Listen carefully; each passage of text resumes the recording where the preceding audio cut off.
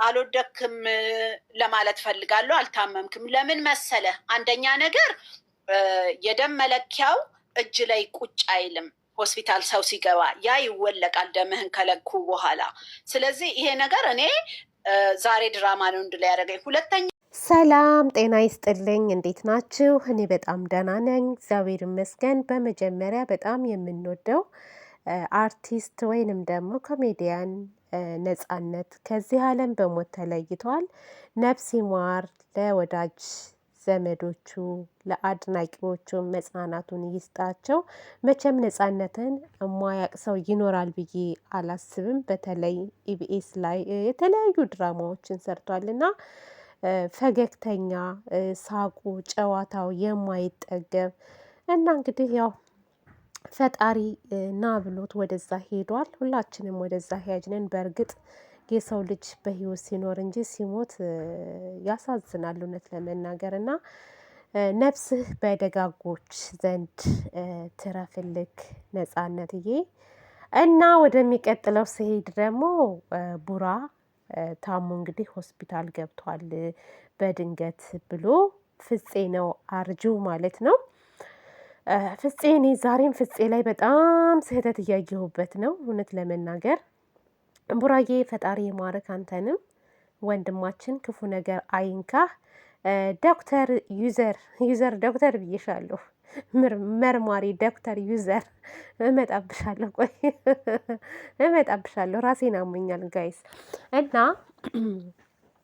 ፍፄ ካለበት ጭንቀት እንዲላቀቅ ብዬ እንደዛ አዘጋጅተን ምናምን ጠርተነው ነበር። ያለበት ሁኔታ መጥፎ ሁኔታ ነው ብለሃልና እና ቡራያው እየተጨናነቅ ነው። ሲጨናነቅ ደግሞ ጨጓራው ሳይቀር እንደሚታመም እናውቃለን ሁላችንም። እና ለቡራ አዝነህ ቢሆን ለምንድን ነው ከእዩ ጋር ለማግኘት የፈለግከው? ይሄ ጥያቄ እኔ እስኪ ልጠይቅ፣ ቤተሰብም ይሄ ጥያቄ ለእናንተ ይሆንላችሁና ጭንቀት ውስጥ ነው ያለው አይደለ? ጭንቀት ውስጥ ነው ብሎ አንድ ሰው ማድረግ ያለበት እዩን ማራቅ ነው። ይሄን ዝግጅት ማዘጋጀትም ደግሞ ካለበት ራሱን ችሎ ከብሩኬ ጋር ወይም ሀይሚን ጠርቷት ነው እንጂ እዩን በመያዝ ነው እንዴ ይሄ ልጅ ከጭንቀት የሚላቀቀው? ሊገባኝ አልቻለም። አነጋገር ሁሉ ግራ የተጋባ ነገር፣ ምንም ተጨባጭነት የሌለው። ሀይሚን ራሱ እኮ ጠርቶ ሲነግራት ቡራ አደጋ ውስጥ ነው ያለው ይላል። ምንድነው የሆነው? ምንድነው ያጋጠመው ስትለው በቃ አንቺ ከጎኑ መሆን አለብሽ፣ አንድ ላይ መሆን አለባችሁ፣ ሰላም መፍጠር። ምን ሰላም መፍጠር አለባችሁ? እስኪ መጀመሪያ ይሻለው ምን እንደሆነ፣ እንዴት እንደወደቀ፣ ወይስ ተመቶ ነው የሚለውን ነገር ቀስ ብለህ እንደማብራራት ማለት አንተን ብሎ ነው ወድቆ ነው ትንሽ ነው እንጃም ትላለክ፣ ይሁን ትቀበጣጠራለክ። በአጠቃላይ በጣም እየቀባጠርክ ነበረ በጣም። እና ምክንያቱ አንቺ ነሽ አትበል። ሀይሚ ሳትሆን ምክንያት ለመውደቁም ሆነ የሆነ ነገር ለመሆኑ ምክንያት አንተ ነክ፣ እወቅሽ። ሀይሚ አይደለችም ምክንያት። ያችም እርጉዝ ተብዬዋ ተንከሲስ ማለት እሷ አንቺ ነሽ ምክንያት። ጥሩ ተደስቶ ነበር አንቺ ስትመጪ ነው የተበጠበጠው ምናምን።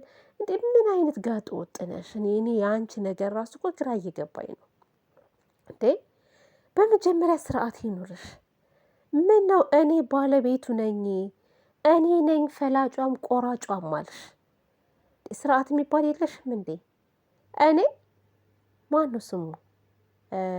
ስሙን ጥሩልኝ ወንድሙ። እኔ ስሙ ራሱ አያያዝልኝም። እሺ የብሩኬ ወንድም ልበልክ ማለት ነው። አንተ ራሱ ማለት ነው እዛ ፈንቅለህ አታስወጣትም እንዴ? ማን ስለሆነች ነው እሷ እንደዛ ልጅቷን እስከ መናገር ልጅቷን ውጭ እስከ ማለት ድረስ የምትደርሰው? ማናት እሷ?